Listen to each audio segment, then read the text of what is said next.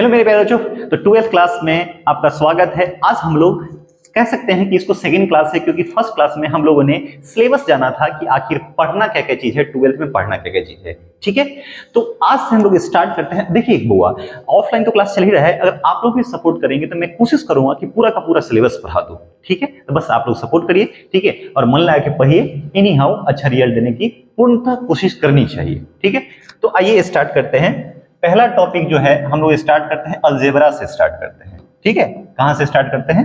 Algebra से start करते हैं। अलजेब्रा, ठीक है।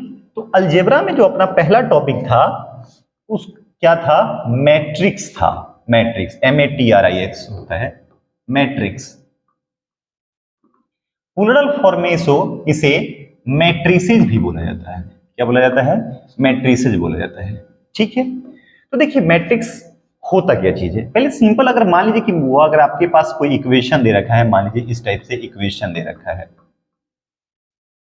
ऐसे दे रखा है, मान लीजिए कि -6x plus 4y plus 8z equal to मान लीजिए 6 दे रखा है, 3y minus 9z plus z equal to मान लीजिए 5, इस टाइप से दे रखा है। ठीक है, तो इसका जो भी कोफिशिएंट सब है, क्या चीज है? कोफिशिएंट सब है, उसको एक रेक्टेंगुलर बॉक्स में रख दीजिए ऐसे। 2 इस x का कोफिशिएंट को ऐसे रख लीजिए, 2 -6 3 4 -9 -5 8, और ये z का कोफिशिएंट कितना है? 1। तो जानते हैं मैट्रिक्स को ऐसे भी दिखाया जाता है, ठीक, या मैट्रिक्स को ऐसे भी दिखाया जाता है, ऐसे करके, यही इसी कोफिशिएंट को 2 3 -5, ठीक, -6 4 8 हो गया, 3 -9 1।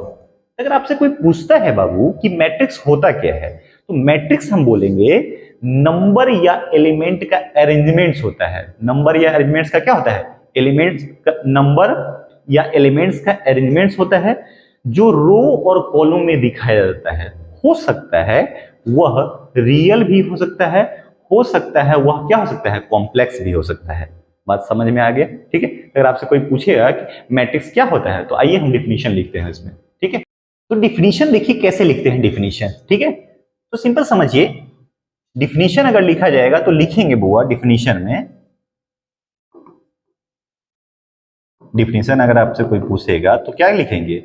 जो बात बोले हैं, और रेक्टेंगुलर अरेंजमेंट्स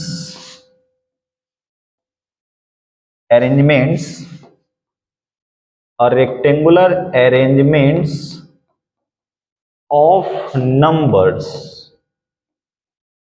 ठीक है, और नंबर्स क्या हो सकता है?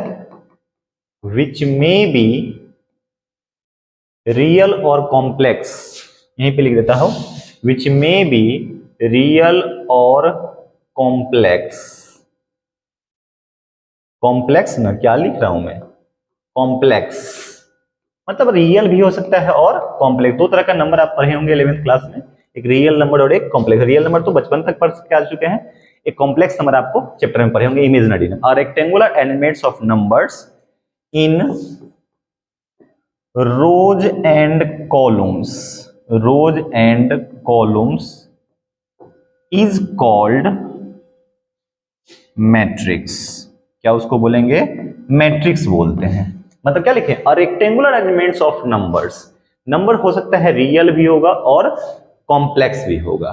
ठीक है, तो ये जो नंबर सब होता है उसको एलिमेंट भी बोलते हैं और एंट्रीज भी बोलते हैं। क्या बोलते हैं? एलिमेंट भी बोलते हैं, जैसे ये सब हो गया एलिमेंट हो गया, ये एंट्रीज भी बोलते हैं। ठीक, तो लिख सकते हैं the numbers are elements are called भी बोल सकते हैं ऐसे,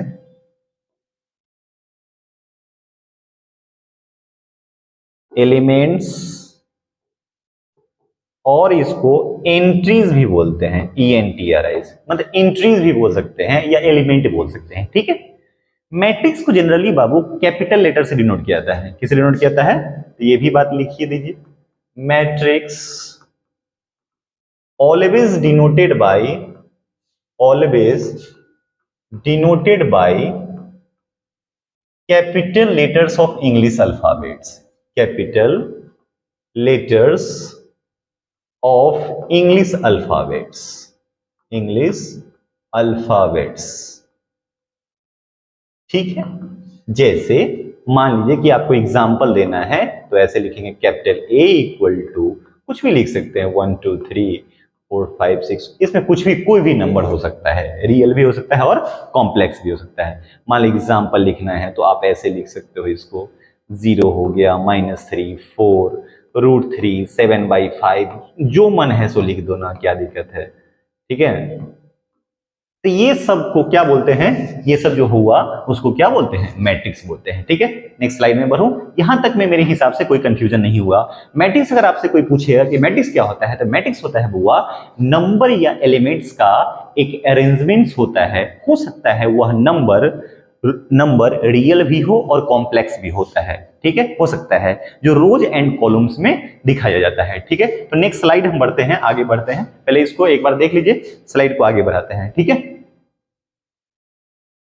चलिए यहां तक में कोई कंफ्यूजन नहीं, ठीक।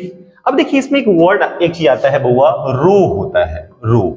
तो रो के बारे में आप परिचित भी होंगे बचपन से, नहीं कहता कि बच्चा लोगों को एक रो में बैठो, तो रो का मतलब हॉरिजेंटल लाइन क्या होता है, जैसे ये क्लास में बेंच लगा हुआ है पूरा यहां से वहां तक, तो क्या है, सारा एक सिस्टमेटिक ढंग से रो में लगा हुआ है, हॉरिजेंटल लाइन, हॉरिजेंटल। तो हम लोग बोलेंगे all horizontal lines are called rows, ठीक है, ऐसे, ओके। उसके बाद है कॉलम्स, ठीक। कॉलम बोलते हैं वर्टिकल लाइंस को बोलते हैं, किसको बोलते हैं, vertical lines. All vertical lines are called columns, ठीक है, मतलब ऐसा, इस टाइप का, ठीक है। बात समझ में आ रही है, ओके। अब समझिए बुआ, एक चीज होता है ऑर्डर, किसी भी मैट्रिक्स का ऑर्डर ऑफ मैट्रिक्स।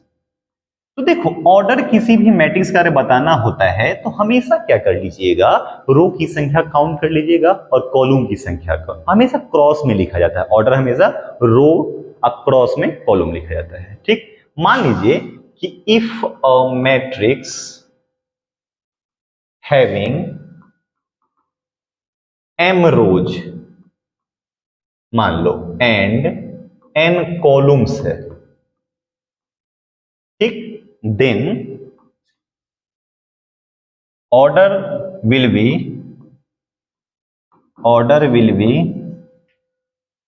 ऐसे लिखा जाएगा, रो क्रॉस में कॉलम लिखेंगे, लेकिन इसको जानते हैं पढ़ा जाता है जनरली रीड एज m/n, लिखा जाता है क्रॉस में, लेकिन जनरली पढ़ा जाता है m/n। आप क्रॉस भी पढ़ोगे तो कोई दिक्कत नहीं है। m रोज होता है और कॉलम की संख्या कितना है, ये रो है और ये क्या है, कॉलम। हमेशा कभी भी मैट्रिक्स का अगर ऑर्डर जानना है तो पहले रो लिखिएगा और उसके बाद क्या लिखिएगा, कॉलम लिखिएगा, ठीक है। जैसे मैं कुछ एग्जाम्पल लेके समझाने की कोशिश करता हूं। जैसे मान लीजिए बउआ, ये दे रखा है 1 2, मान लो 3 ऐसे है, 4 है, 5 है, 6, इस टाइप से लिखा हुआ है। जानते हैं इसको रो बोलते हैं, किसको रो बोलते हैं, ये जो पूरा हो गया ये रो हो गया, यानी फर्स्ट रो हो गया, इसका नाम क्या बोलिएगा, रो पहला है, R1 इसको बोल सकते हैं, क्या बोल सकते हैं, पहला रो है इसलिए रो 1 हो गया, ठीक। इसको जो बोलते हैं, इस पूरे को हॉरिजॉन्टल लाइन हमेशा ऊपर से, फर्स्ट रो, और ये हो गया सेकेंड रो, कौन सा रो हो गया, रो, उसमें भी कौन सा, सेकेंड, R2 बोल दीजिए, कोई दिक्कत, ठीक। कॉलम देखिए कौन सा है, ये जो हो गया ये वाला, ये कॉलम हो गया, पहला कॉलम,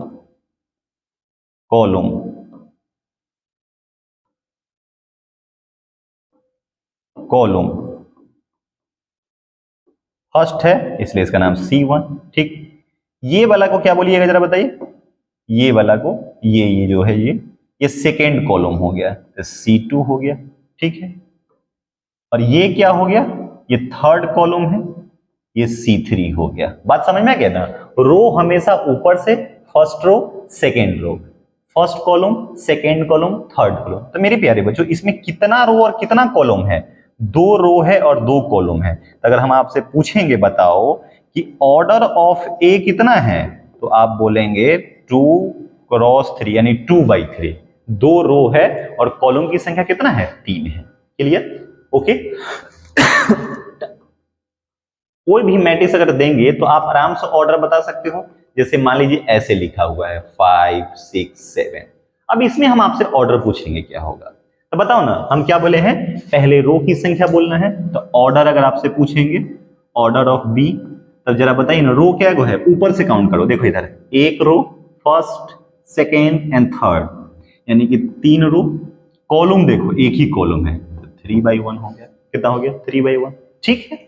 जैसे मान लीजिए बउआ और भी कोई मैट्रिक्स मान लो, ऐसे लिखा हुआ है -5।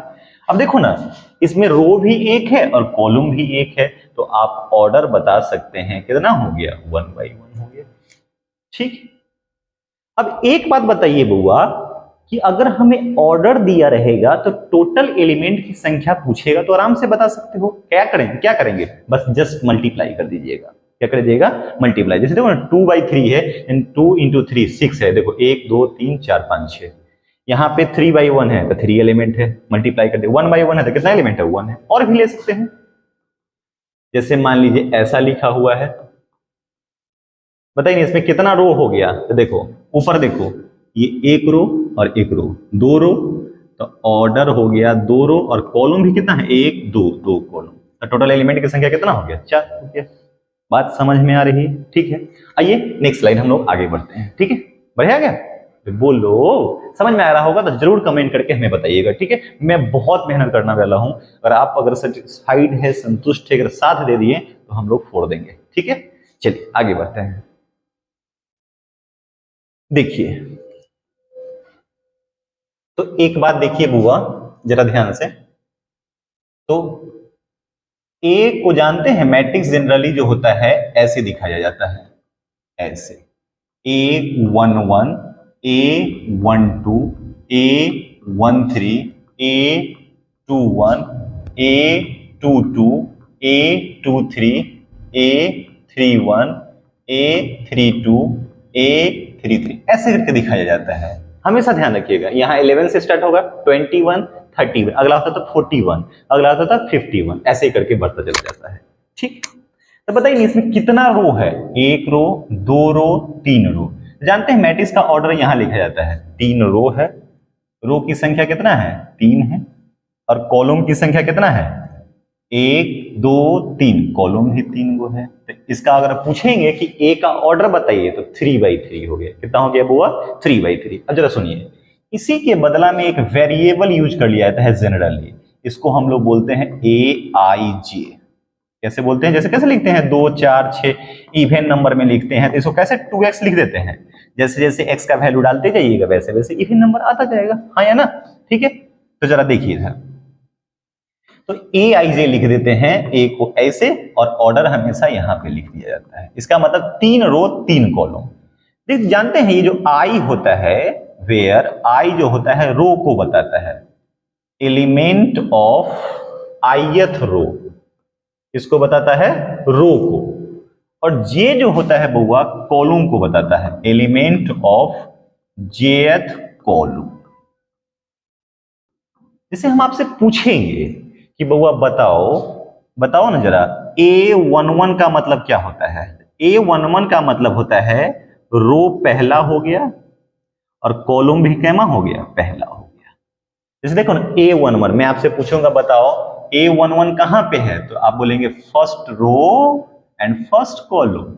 मैं पूछूंगा ये बताओ 2 3 2 3 2 3, तो 2 3 का मतलब क्या बताइएगा आप ही? ये रो हो गया, दूसरा रो, और ये कौन सा?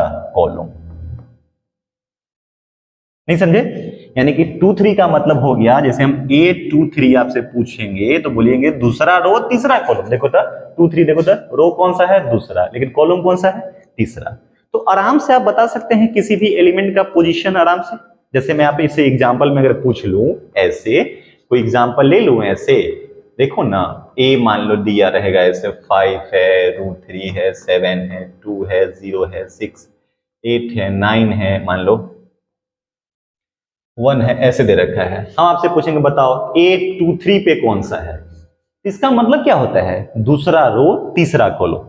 जरा बताइए ना, दूसरा रो में सबसे पहले चल जाइए, और कॉलम कौन सा, तीसरा, तो 6 हो गया।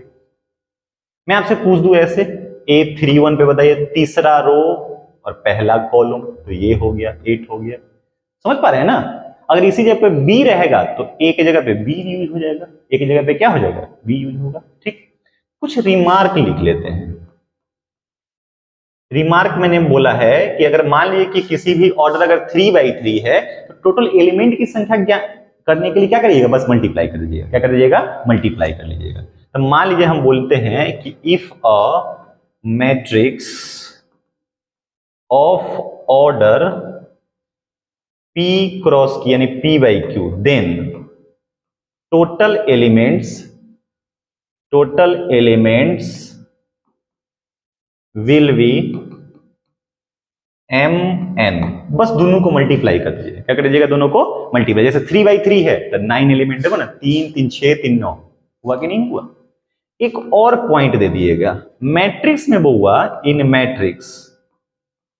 जैसे आप लिखेंगे P, मतलब ऑर्डर लिखेंगे P/Q यानी P रो Q कॉलम, और ऐसे लिखेंगे QP। दोनों का मतलब सेम मत समझिएगा, दोनों अलग अलग बात है। इसमें P रो Q कॉलम, Q रो P कॉलम। जैसे एग्जांपल अगर मान लीजिए कि ऐसा हो कि 4/2 और 2/4, सर 8 ही तो हुआ भाई, टोटल एलिमेंट की संख्या 8 होगा, ऑर्डर सेम नहीं होगा।